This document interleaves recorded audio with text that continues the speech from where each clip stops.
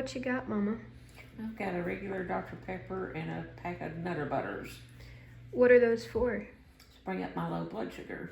How did you know you were low? My Dexcom went off. I have it set if my blood sugar hits 100 or below, it'll start alarming to let me know. And that's a sensor that reads your blood sugar all the time, right? So Right. if you're low, you have it set to a certain number where it will go off. Right. What's the number you have it set to for your lows? I've got it set if it hits 100 or below, it will start alarming. What happens if you hit 100 for you? I still keep going low. I'll just keep dropping. What's the lowest blood sugar you've ever had? 21. Tell me about that. What was that like? I was at work and I was in a patient's room, and as I was doing what needed to be done, I could tell cognitively that something wasn't just right. And at the same time, I really didn't know what was going on. So I finished up in the patient's room, went in the break room, checked my sugar, and it was at 21. What did you do? It just so had there were sugar packets on the table, so I just started opening the sugar packets and pouring sugar in my mouth. And did anybody help with that? A coworker did. She asked me what I was doing, and I wasn't able to answer. And then I guess she just put two and two together, and she asked me if I had diabetes, and I shook my head yes. Well, how does somebody know that you have diabetes if you're really low and you can't tell them? Well, many ways. I have a medical alert bracelet that I wear 24/7. Is that what's on your wrist there? That's a watch. My medical alert bracelet is there. I wear a pump, but some people don't know what an insulin pump is. It looks like a cell phone. And I wear a Dexcom now, but back then that wasn't even invented. So the Dr. Pepper and the Nutter Butters, that's a simple carb and then some protein. And do you think that helps your blood sugar come up? Yes. Do you think it helps keep your blood sugar stable better than something like candy? Yes. But you can have candy, right? Like, let's say you're really low and you need something really quick to bring it up. You can have candy and things like that, right? Oh, yeah. What happens if you eat too much when you're low? I rebound. That means that my blood sugar goes from being low, and when I eat too much, it shoots my blood sugar too high. I don't like my blood sugar over 240, and more often than not, if I eat too much, it'll go way over 240, almost 300. So what do you do when your blood sugar is too high? I take insulin to bring it back down. Okay. And is that difficult to manage, that balancing act of low blood sugars and eating to bring it up and rebounding sometimes and having to take more insulin and maybe going low again? Is that difficult to balance sometimes? Yeah, absolutely, it really is. I don't like my blood sugars over 240 anyway. I get really picky. I get really frustrated. It's like, oh man, it's over 240. No. Well, what happens when your blood sugar is too high? My legs will hurt. I have neuropathy in my legs, and it'll make my legs hurt.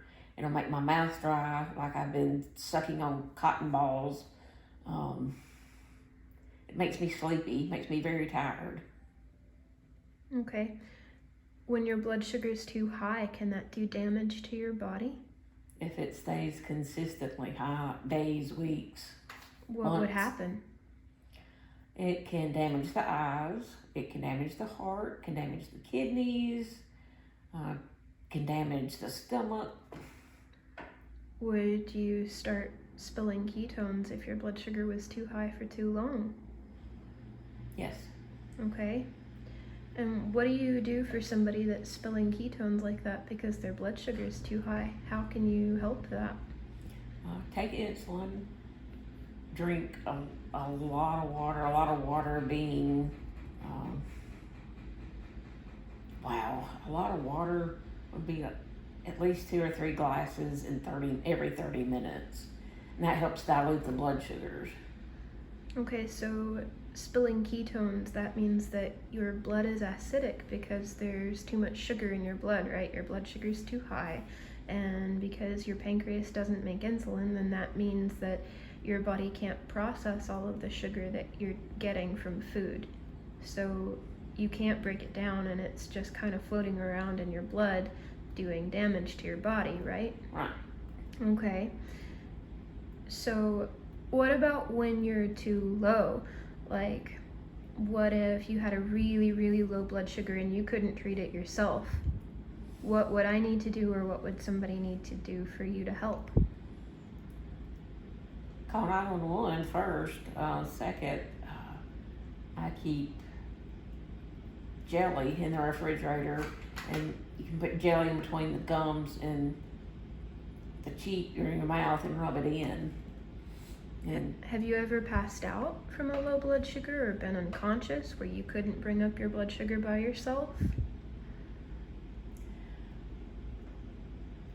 one time, You've never told me about that, I don't think. you were with me. It was at Walmart. Was I?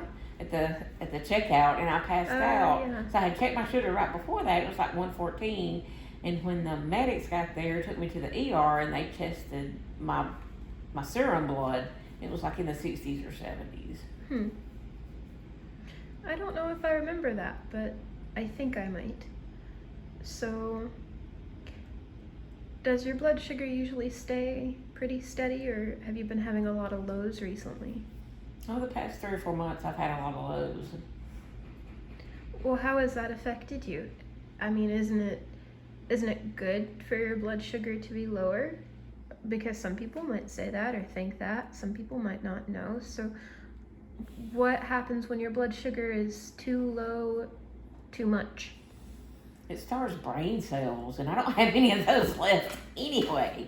But yeah, brain cells have to have sugar, so it starves the brain cells. It's made me gain weight. That's not the only reason I've gained weight, but because of treating low after low after low after low, I've put on some weight from that. Okay, and what about your A1C? A1C, my last one was 5.8. Okay, and what's normal? At least 7, or in the 7s. So your A1C is too low, and that means that your blood sugar's been a little bit too low, too much recently, right? Right. So what is an A1C? An A1C is a blood level that checks. It's a number that gives the average of the blood sugars over 60 to 90 days. Okay, and it's linked to things like kidney function, isn't it? The A1C? Yeah. It tests the amount of glucose in our red blood cell. Okay. And red blood cells last between 60 and 90 days. Okay, so that shows what your blood sugar is over periods of time, right? Right. How would somebody know if you're a type 1 diabetic if you can't tell them? I wear a medical alert bracelet. Is that what's on your wrist? Yeah, 24/7. I've always done that since my diagnosis in 1981. I had my insulin pump, but then again, that's been mistaken for a cell phone. And I have a Dexcom that I wear, but some people won't know what that is either. So mainly my medical alert. Okay, so somebody can look at your medical alert bracelet, and that's going to tell them that you're a type 1 diabetic, right? Right. And that's important in case you ever need help or can't tell somebody that you're a type 1 diabetic. Exactly. So people should tell paramedics if you ever passed out and somebody calls for help, they should look at your medical alert bracelet that you've got. Right. Okay. Have you ever needed other treatments besides food for low blood sugar? Like, have you ever needed glucagon or IV glucose? I used glucagon when I was pregnant. I was staying so sick I wasn't able to eat hardly anything at all, and my sugar was staying too low too often. So I took glucagon 2 or 3 times in a 3-month period. My blood sugar has gone so low that I have gotten what's called D50. It's a dextrose. It's sugar water. What about when you were younger and in school? What did type 1 diabetes look like then? How did you manage it? Wow. Back in the day when dinosaurs roamed the earth, there was no such thing as school nurses. Those did not, no. So there was no nurse to Mm-mm. treat you if you were too low or too high? So what did you do? I would check my blood sugar. See, back then, things are so different. Sorry, tangent. I would check my blood sugar. I usually kept a peanut butter and jelly sandwich with me at all times when I was at school. Okay. And was it important to tell your teachers about type 1 diabetes and what would happen? Did anybody ever get on to you for having food in the classroom? That's a very good question. No, the teachers didn't. So my mother would have meetings with my teachers to let them know that I had diabetes and, would need a snack during the day in between breakfast and lunch. The kids were the ones that would give me a hard time. Was it hard having type 1 diabetes and being a kid? And back then it wasn't talked about as much. It wasn't as prevalent as it is now. So, yeah. What about kids with type 1 diabetes now? What would you say to them if they feel different, or if maybe they're in school and they get picked on because they have type 1 diabetes, or what would you say to them? Don't get discouraged. Don't give up. That's easy to say. Let your teacher know. Let somebody know that, hey, so-and-so is saying this. Because kids can be cruel. Talk to your parents or your guardians about diabetes camp. I highly recommend that because you're surrounded by other kids your age and people that work at the camp that have type 1 diabetes, and they'll get it. Do you think it's important for kids with type 1 diabetes to help learn how to take care of themselves? Yes. How come? Diabetes is with you 24/7. It's not going to go away. Nobody can wave a magic wand and say, poof, be gone. It's a disease that can be managed. It'll be 40 years July 9th. People with type 1 diabetes can live a long life. Is it hard for you to manage everything with it sometimes? Like when your blood sugar's low and you don't feel very good? Yeah, especially if I'm out in public. And bless your heart, when you're with me, if we're out in public, say like Walmart, and my sugar goes low, you are kind enough to take over, and even my baby on the other side of the store, you'll always go get me a Dr. Pepper and a pack of Reese cups, always. And you don't have to do that, but you do. If I'm driving, I always check my Dexcom before I drive, and if I'm at 100 or below, normally I choose not to drive because that can be dangerous, not only for myself, but I might injure somebody else. I keep a Dr. Pepper and crackers in the car, and I also keep a bottle of glucose tabs in the car. What are glucose tablets? Glucose tablets, they're round tablets. There's many different flavors, and each tablet is 4 grams of carbohydrates. Do you like glucose tablets? Nasty. And the powder, I get choked on the powder. I think they're kind of like a really big, weird tasting Smartie, or like an off-brand Sweet Tart or something. God, back in the 80s, glucose tablets were square, no taste, just bland and nasty. I refused to use glucose tablets when I was young. And your glucose tablets, those help bring your blood sugar up pretty fast, don't they, usually? It takes a little bit longer than a liquid sugar because the stomach has to break it down and process it. So it may take a little bit longer.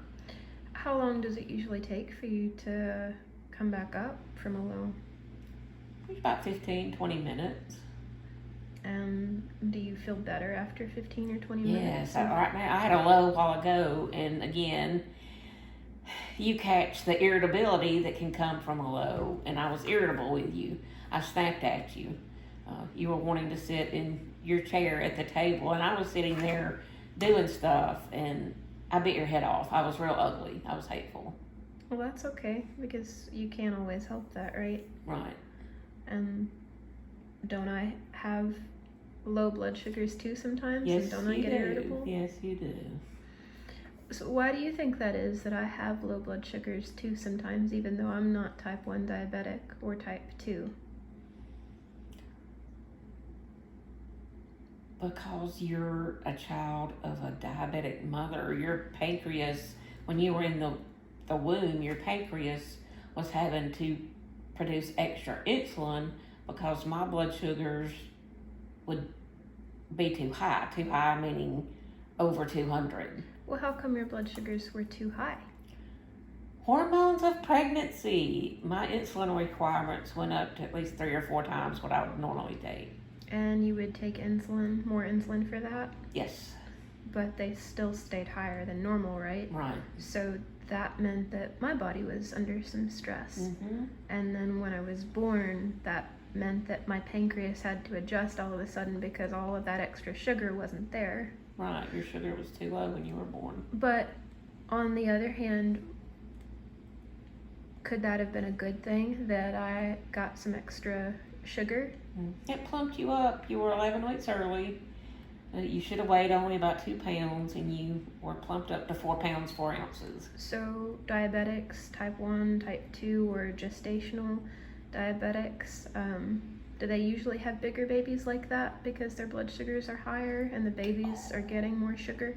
Sorry to interrupt you in mid-sentence. Yes, when you were born, you were in the NICU, and there was another baby in the NICU that was a term baby, and that baby weighed the mother was a gestational diabetic. That baby weighed over 10 pounds. It was a chunker. I said, it's not funny, but I teasingly said that the baby just came walking out saying, "Hi, guys." So it's possible for me to have low blood sugars because my pancreas has probably been under some stress since I was born, right? So Right. that can have an effect on how my body manages blood sugars and insulin too. Right. Thank goodness for nurse practitioner friends when it was first starting with you. So you always help me. Always help me when we're in the store. You would always help me. And I forget how old you were. You were young. I was probably, I think, about 10 or 11. Probably Going through a growth spurt and having a bunch of hormones change then, right? Right. But I would notice you would have a blank stare. You would be pale, and you would just be standing there. And I was like, and it didn't register at that time because you don't have diabetes. But when I got you home and I fed and watered you, as I say, I forget what I gave you. Anyway, after you had eaten and your blood sugar started coming back up, you were your normal Shelby. You were talking and helping me with the groceries, and I called a nurse practitioner friend, and she said it was probably because your hormones were changing.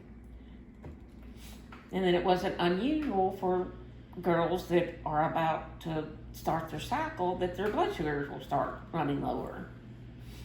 I've talked to a couple of people that are children of type 1 diabetics, and they tend to have a lot of blood sugar issues too, so that's not too surprising to me. I didn't know that. What about me? Do I carry type 1 diabetic genes? I might, right? You might. I used to do volunteer work with the state diabetes camp, and there was a point where the group of students from UAB were testing children of moms with diabetes, and it was a blood test, and your test came back that you did, I think, didn't you have the gene? Yeah, that I carried some of the genes that could cause type 1 diabetes. Right. So, what does that mean for me? That means that I could still develop type 1 diabetes, right? Right. And if I have kids, they could have type 1 diabetes, even if I don't, just Right. because I carry the gene for gene. it. Could I be more susceptible to type 2 diabetes just because my pancreas is under some stress sometimes? Oh, very good question. Yeah, because the pancreas can get stressed out enough to make your blood sugars high. You know, don't be like your mom and overeat too much. Because I get people mistake me as being type 2. One, because of my age, I'm 50. Second one, because I am overweight. And when I say no, I have type 1, it confuses some people sometimes. Do you ever get frustrated because people don't always understand the differences between type 1 and type 2 diabetes? It depends on my mood. If I'm okay with my mood, you know, I'm okay with people misunderstanding, because I get it. You know, if I were Joe Blow walking on the street and saw somebody my age and my weight, I would probably think, wonder if they're type 2. But no, I'm type 1.